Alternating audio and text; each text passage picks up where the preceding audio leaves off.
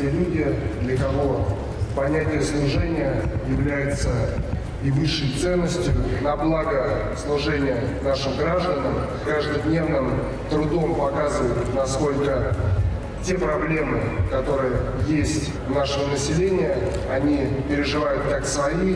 В этом году по поручению президента Российской Федерации Владимира Владимировича Путина учреждена Всероссийская муниципальная премия служения, которая как раз посвящена вам, уважаемые коллеги, вашим командам, которые работают в системе органов местного самоуправления. И мне бы хотелось сегодня по поручению Сергея Валерьевича Кириенко провести церемонию награждения наших уважаемых коллег, которые внесли огромный вклад в развитие местного самоуправления в нашей стране. Я от души вас поздравляю с Днем местного самоуправления, желаю крепкого здоровья вам и вашим семьям, чтобы все у нас было хорошо. Благодарственным письмом президента Российской Федерации награждается Кадыров